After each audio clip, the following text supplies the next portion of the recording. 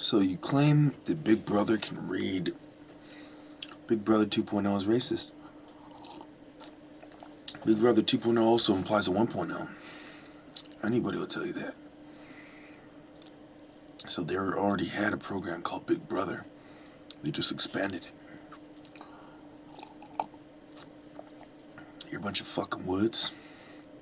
If you think you can predict what I'm thinking and what I'm gonna do, then let's play that game. I know you've been conducting surveillance, you've been placing cameras in certain places that you shouldn't have, and I warned you about that. Bad boy. Bad boy.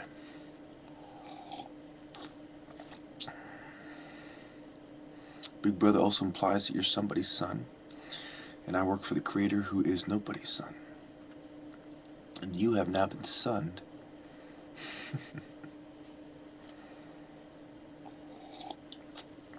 Am I Big Brother's keeper? Am I my brother's keeper? No. In fact, I fight with my brother. And you are Big Brother.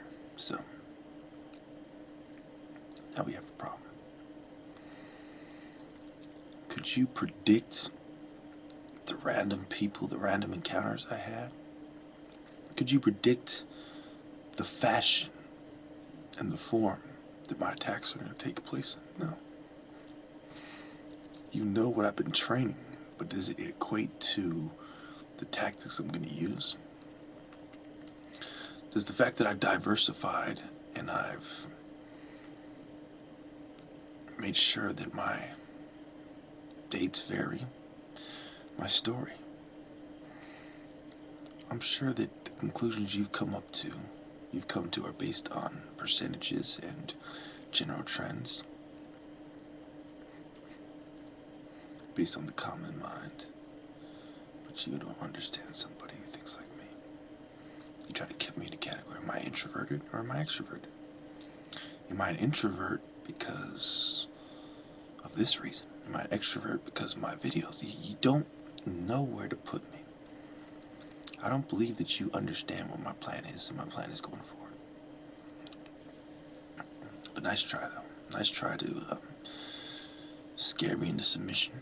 I don't believe that your technology has reached the point where it's hopeless. I do not believe that. And I don't think Iran believes that either. Nor does Russia or China. So, your global military industrial complex does not impress me, and I'm ready to continue the fight. All my decrees have been set. I could, of course, have been joking about them for the sake of legality and disclaimers and whatnot. But only my closest groups understand. And I'm sure that those of you who are looking at this from a point of view of a revolutionary and not of a police officer. That's why the police officers use a lot of these former revolutionaries in the system, because they need people that think like people like me to weed them out. That's the beauty of it. I've understood that for a very, very long time. I think the first time I understood that was probably in kindergarten, when I had a teacher who was very younger person. I was wondering, oh, why do they have this younger kind of teacher working there? Because they wanted to diversify their staff. They want to make sure their staff varies in age and gender, so they could understand their clients' point of view. So it's the same thing that they do in the system. They're going out of their way not only to understand your point of view, but also to observe your actions and to come to a conclusion. And this is part of why I know I'm smarter than them, because I have given them over 500 videos, countless opportunities to observe my gestures and to observe my behavior and to try to decide what is wrong with me. And I am almost 100% positive that there are two very distinct, separate points of view that have emerged. And the theories branch out from there. One is that I have a mental disorder, and that I am off medication, and that I'm acting up. This is the point of view that the educated, less insightful police officers have.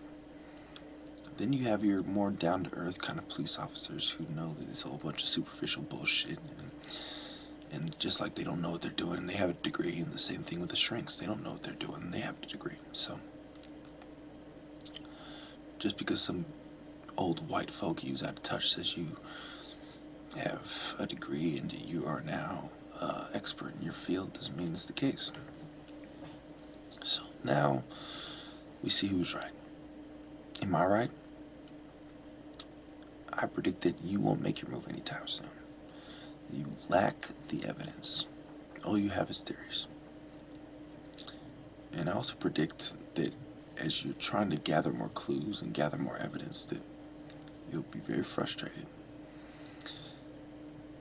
And I don't blame you. I went to every complex in San Jose. I've walked on every street. I've asked countless people for cigarettes. I've had countless small conversations with people.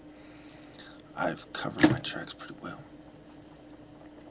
I estimate you have about a 1 in about 25,000 chance of figuring out who my venture group consists of, and you have about a 1 in 500,000 chance to figure out both who my venture group consists of and what we're doing, where I'm going with it. And you have about a 1 in 1 million chance to figure out who my venture group is, where I'm going with it, and how to stop it, and to implement the appropriate course of action. Thank you. Oh, one more thing. I regret this very much, that it has come to this. The Lord has hardened my heart, and I'm going to have to turn a blind eye, so to speak, or try to avoid the suffering of many people. Some of them might be innocent, who knows? But I also believe that the Lord has chosen this punishment to be applied to the wicked, that it's going to be people that deserve it, who end up getting raped and assaulted and killed and robbed, etc. And of course I've made sure to direct my forces accordingly